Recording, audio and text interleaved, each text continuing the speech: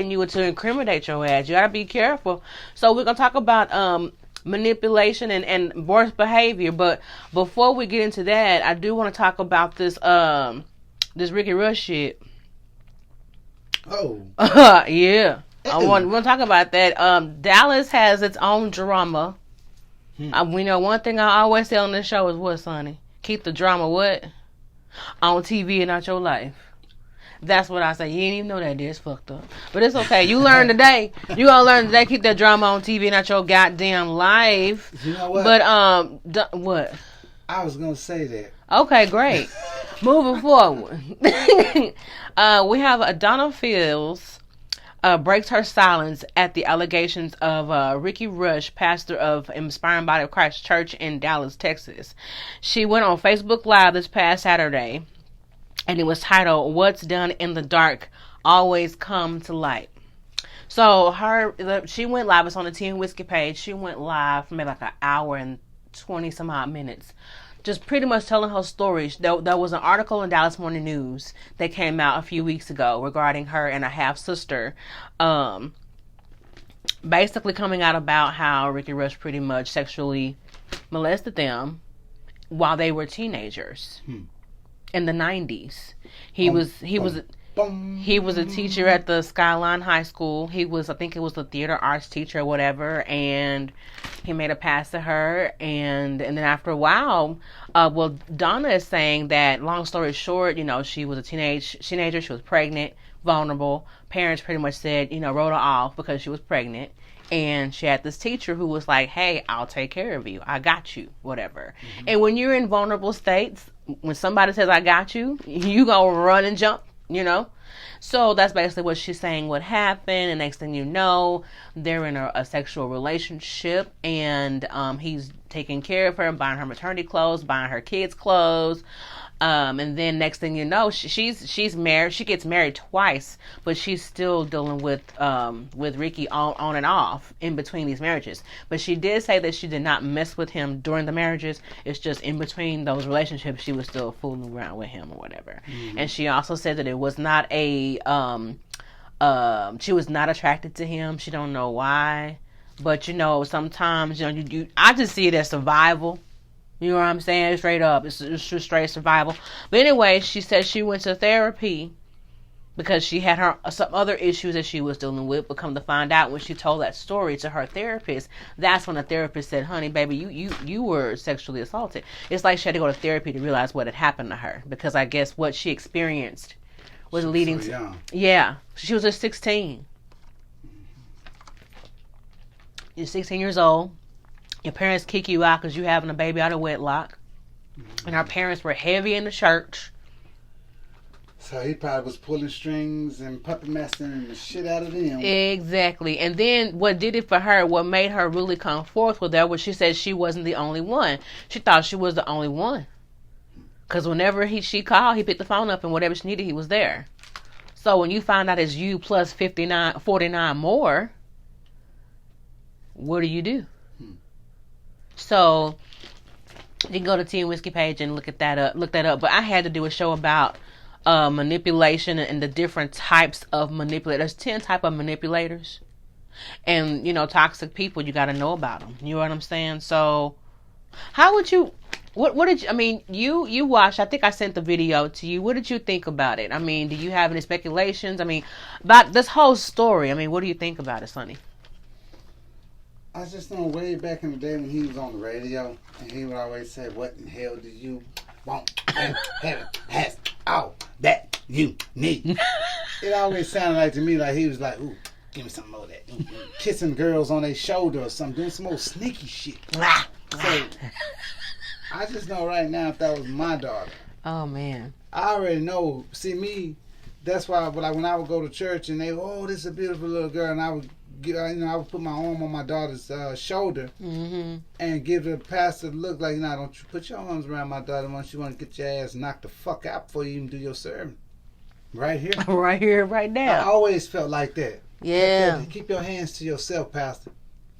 What's going on, Wal G? Wal G said, and Beverly Rush knew also. That's Ricky Rush's wife. Because she did say that the wife knew who she was and she was very aware. That's why she stayed out of the way, didn't she? Yeah. And she said that he silenced her. She knew the shit was going to hit the fan. Shit, y'all. It's R. Kelly spirit going on. Been going on for years. All right, so signs of manipulation, y'all. We're going to jump right into this. So we're just going to go ahead and talk about manipulation because at the end of the day, we need to know these things. Mm-hmm. We get caught up in situations and situationships and entanglements and bullshit and bitch assness and fuckeries that we be like slap a shit out of somebody, like for real. So we're gonna go over signs of manipulation. We're gonna talk about a few emotional manipulator types, so we can just kind of get off into that. We ain't gonna be on too long because it's getting late. But I found this amazing stuff on StephanieLynnLifeCoaching.com. It says signs of manipulation. They use your weaknesses against you. He used that girl weakness against her. She had no family. She had nobody. In her mind, she didn't have nobody.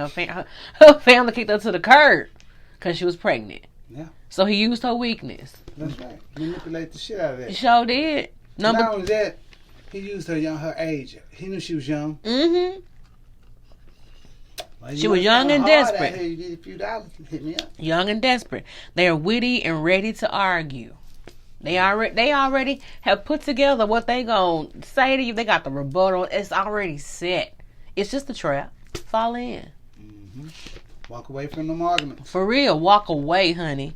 They are persistent until they get a yes. And I'll tell them how many times he said, "I got you. Don't you worry." No, it's okay. I got you. And I'll tell them how many times he convinced her and said it was okay. They use guilt trips on your ass. Mm-hmm. They will guilt trip that ass.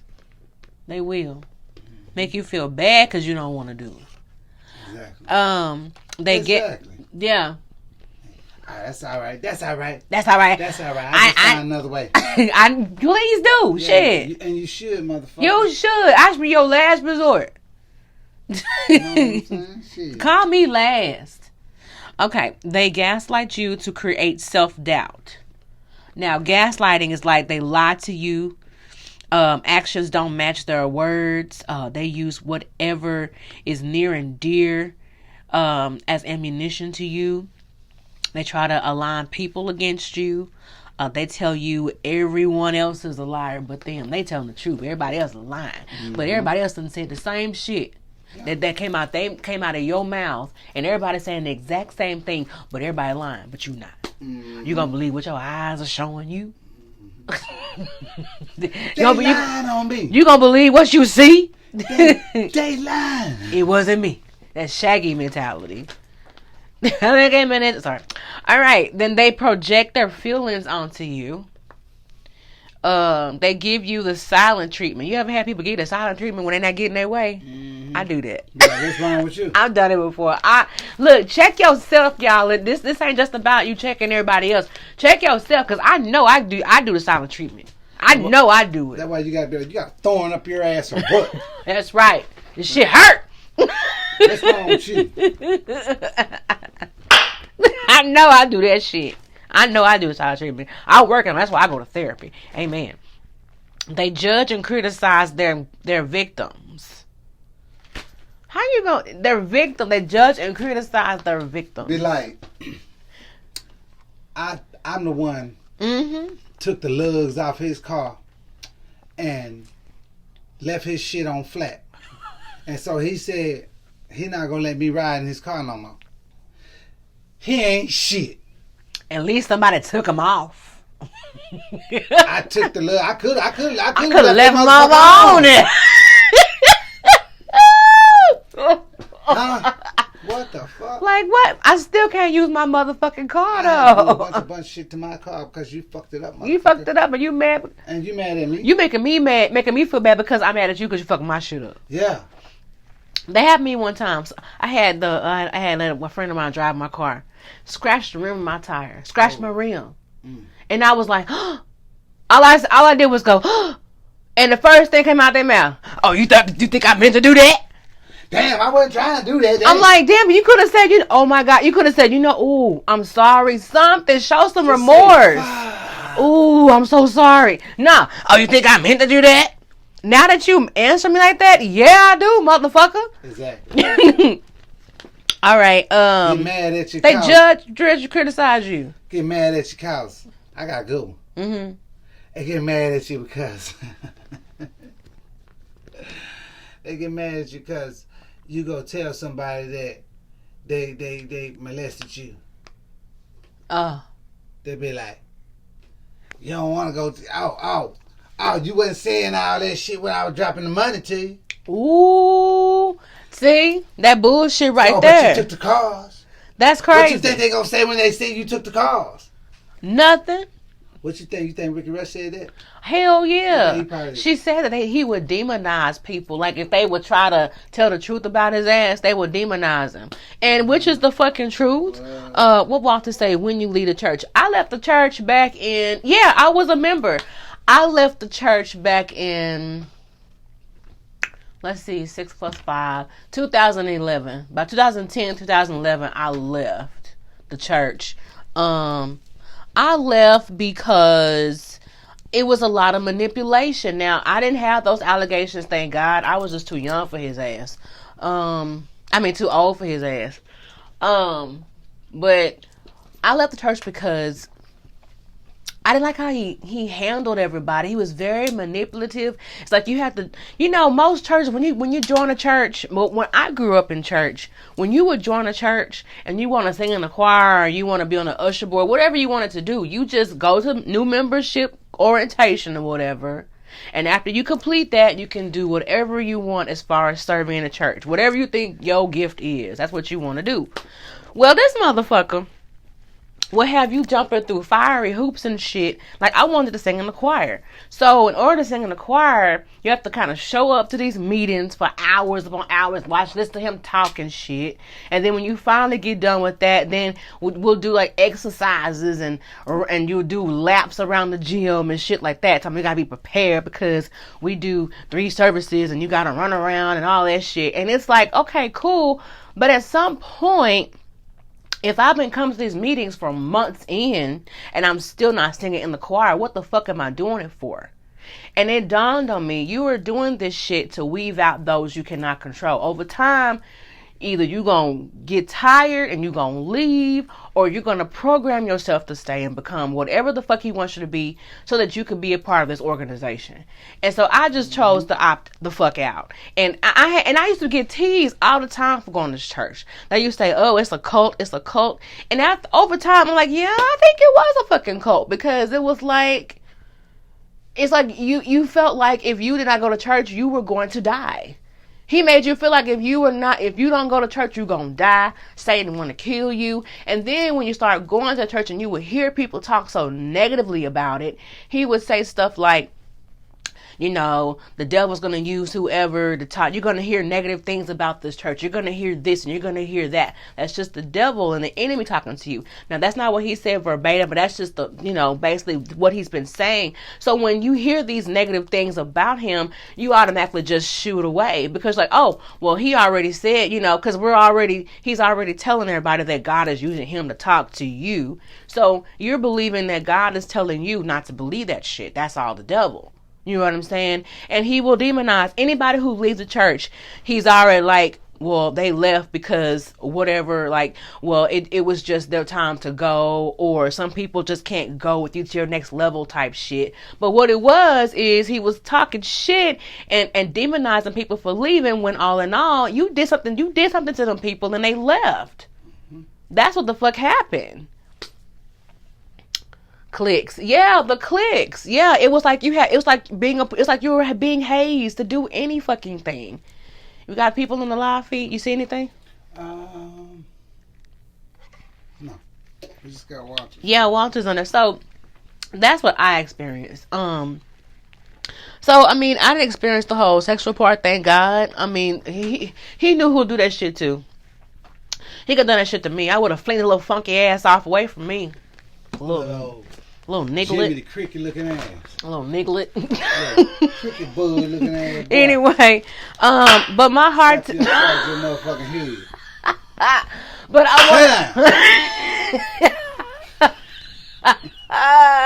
but I experienced that, and I'm gonna tell y'all, like, I stopped going to church after what I experienced there. It was horrible. It was just so horrible the way he would treat people. It was just horrible. And I'm like, this shit ain't cool. Like, it ain't that fucking deep. I'm not getting no paycheck to be here. You got people who want to be here, who are volunteering their time.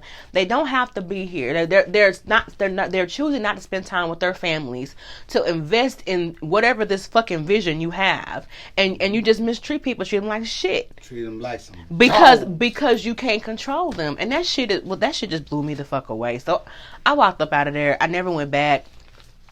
And I just feel sorry for those who still go, because he has really, really, like, brainwashed a lot of people. Treating them like some dogs. Well, you know, but then again, if that's all you know and you're used to that treatment, you don't know any better. Like, slap your ass. Fuck on. So there's 10 types of... Bring it on! Do it again. Do it again. I slapped the cowboy shit out of your ass.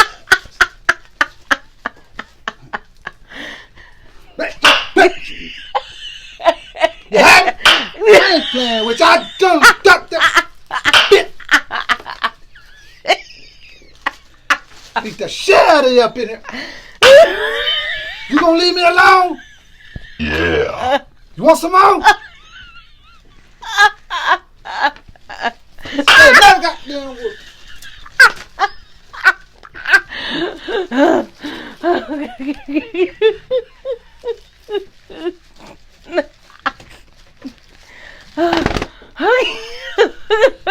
Somebody getting their ass whooped tonight. Man, listen, that shit was funny to me. Walter said you protested. You was out there. They were protesting on Sunday morning. Baby, they was out there. What about the young brother that lost his life the other day? What young brother lost his life? Well, they've been talking about another young brother lost his life trying to break up the fight.